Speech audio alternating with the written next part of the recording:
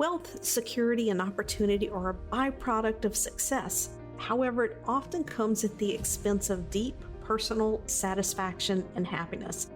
This is the Design Your Destiny podcast, and I am your host, Penny Chason, board-certified hypnotist and #1 international best-selling author. I work with the highly successful influencers, business leaders, corporate leaders who desire a life by design. In this podcast, I will bring to you succinct solo episodes and interviews that dissect the challenges of success and highlights the ways to leverage your most underutilized asset, your subconscious mind. If you desire peace and happiness in your life, better health, and stronger relationships so you can enjoy the success that you have created, keep listening because this podcast is for you.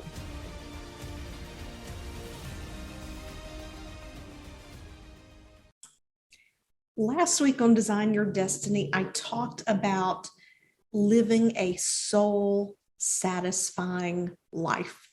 And I want to follow that up with the next piece, which for me logically is to talk about the soul, to talk about the spirit that is within you and the spirit that is without you, the within and the without.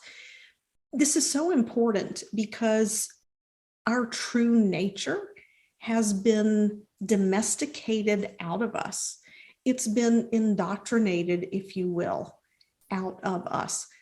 From the moment we got here, someone else bestowed their beliefs, their perceptions, and their interpretations onto us. From the moment we got our name, right? Our parents had a vision, I think most parents had a vision for what our future would look like. If they didn't have it right away, then incrementally that vision grew. Everyone has expectations of other people, and our parents and our grandparents and those around us and who loved us, or maybe who didn't love us. And let's really look at things in context here. Not everyone grows up in a perfect, healthy, nurturing home environment. But our very connection to ourselves was separated from us because we come into this life, we come into this space with the intention to learn some lessons, with some intention to experience humanness as a soul. That's the reason why we have a body. That's why we have 5 senses. We can see, we can hear, we can smell, we can taste, we can touch, right? We can have that physical experience. And for some people hearing this, you might disagree with that. And that's okay. But I think for the majority of my audience, you're really tuned in to what soul and what spirit is. It is that energetic essence of you that existed before the physical and continues on after the physical 3D experience. So what has happened as we grow? We take on beliefs, habits, and behaviors from our family. We witness around us how people interact with other people. We witness around us how people respond to certain situations. We get our models of reality from the adults and even other kids who role model around us. And I mention other kids because we're in school for 12 years, right? So the people we are surrounded with give us our impressions of what is acceptable socially, what's not acceptable. The things that we perceive get us love, attention, and acceptance. The things that don't. And this is why I'm just going to come out and say it. It's fucking arrogant of us. And I'm saying this about myself as well. Okay, let's back this truck up. I'm saying this about myself as well, because I am much better at this, but I still have to check myself. And to say that it never happens would be a lie. But it's freaking arrogant of us to look at someone else's behaviors, to look at someone else's life, and through our perception, judge what has happened for them. Because their experience, their domestication of spirit has been very different from ours. How can someone who grows in a very impoverished part of the country, whether you're talking extreme rural Mississippi or you are talking an inner city area that is very poor, if that is the only thing you have ever known, if that is the only thing you have ever known, and you've never met or known someone who had a different reality from yours, how could you ever possibly expect someone in that situation to have a context and an understanding for the life that you have? And as humans, the only way we can judge people is through our own experience. We judge people through our own lens, but it's arrogant of us to expect someone else to have the same perspective as us when they have not had the same lived experience as us. And to even consider twins. Twins can have very different perceptions of their life, and they're literally twins. They have the same experience, but one might be a little bit shyer than the other one. One might have a different perception of mom, and the other one has a different perception of dad, right? It depends on the environment in which they grow up in. They may actually have very similar identities and feelings and outlooks. Depends on situations. It depends on circumstances and the way we see people interact and adapt according to those circumstances. That's how we live. We experience a situation in a family. You might grow up in a family where one parent is alcoholic. And you may say, oh my God, I will never, ever be an alcoholic. Or you may not have a strong feeling about the being of alcoholic, but what happens is this is what is normal. This is how people handle stress. And then when you're 13, 14, you're hanging out at your friend's house and the parents have alcohol in the house, and it's, oh, cool. Dad really likes it. It's how he checks out. It's how he relaxes. Yeah, I'll try some wine, or I'll try some vodka, or whatever. Our perceptions end up dictating how we follow through on that experience. But either way, that experience domesticates us. It is our layers of beliefs. It's our layers of habits. It's our layers of interpretation. It's our layers of self-talk that can disconnect us from our spirit. Now, there are people who are raised in a family where they're taught to trust their intuition. They're taught to follow their dreams. But I had a really great conversation with someone today where she mentioned, yes, that creativity, that connection can be encouraged, but with boundaries, within a framework. It's great to be creative if you do it in this way. It's great to be creative, but also get really good grades.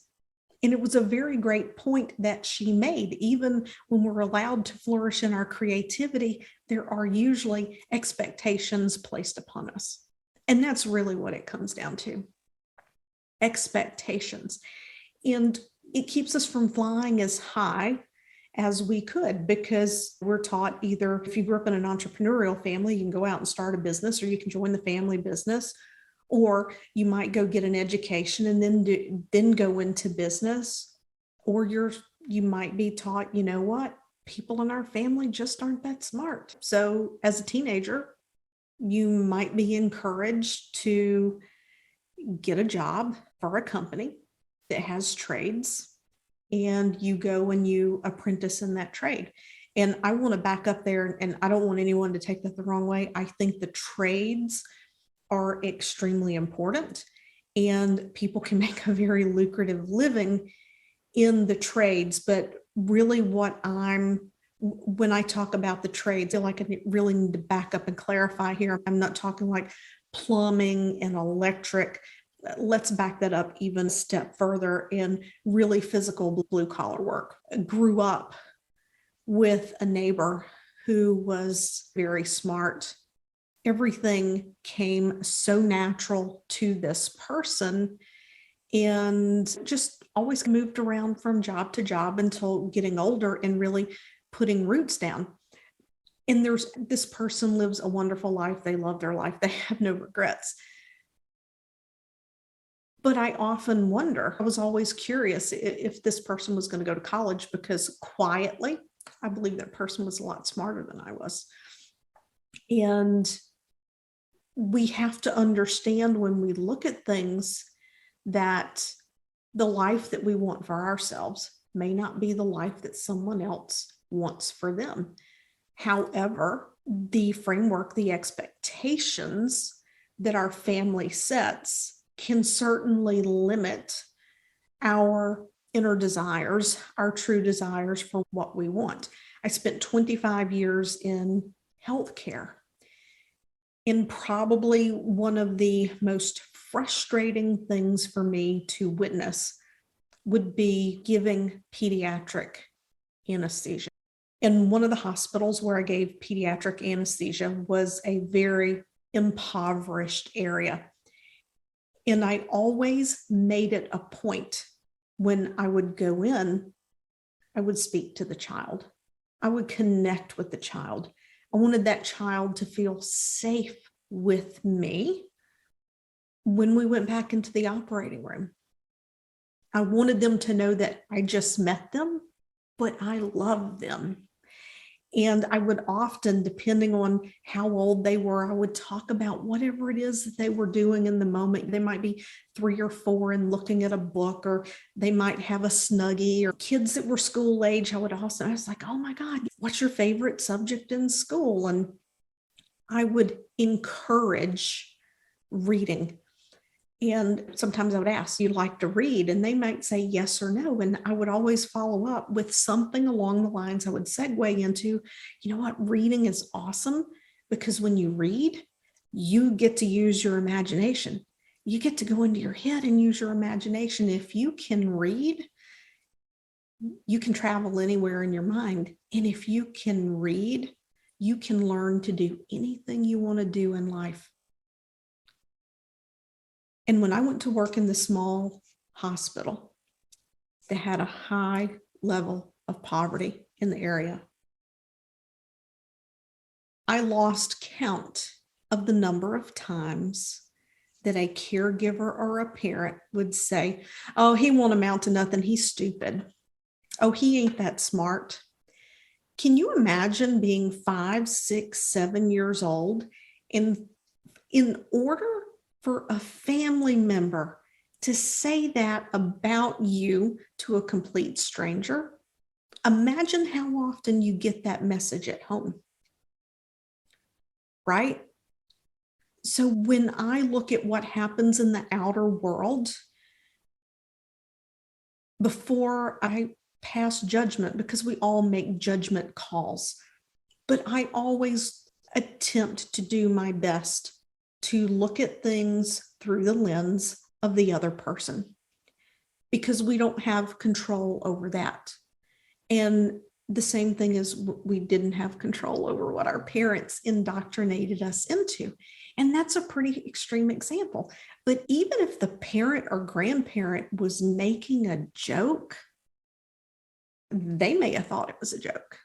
That kid didn't think it was a joke.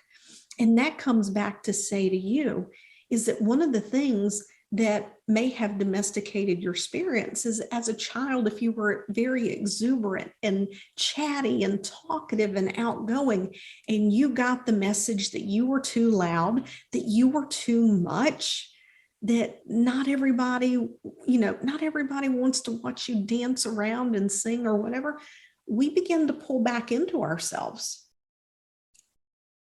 And that domestication of experience, that domestication of spirit continues on. So to break out of that domestication of spirit, several things have to happen. And I hinted to it in the last podcast episode.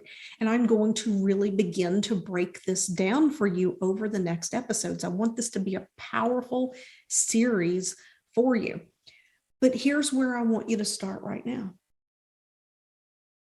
Just begin to take an inventory of the stories you've been told or you've told yourself about who you are, how you should show up in the world, what's possible. Really take a look at your beliefs and say, is this my belief or is this a family belief that I've carried on? Look at your values. Are they your value? Our subconscious, pardon the metaphor, it can be sticky flypaper. What's yours and what was given to you? It's a great place to start. Listen, if you are looking to go subconscious, to really tap into your deep inner connection, to live your most soul satisfying life, if you've done this work, if you worked with coaches, you yoga, you meditate, you do these things, and you feel like, you know what, there's just a little something there that if this was moved out of the way, I feel like my life would be so much better. I would love to chat with you. Go to the website, pennychiasson.com, click over to the Work With Me page and fill out the form and set up a call. I would love to chat with you and to explore what is possible for you and see if hypnosis and the subconscious work is a good fit. I'll see you next week.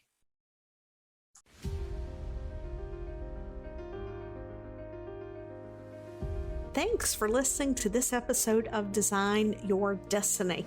I would love to know what resonated most with you.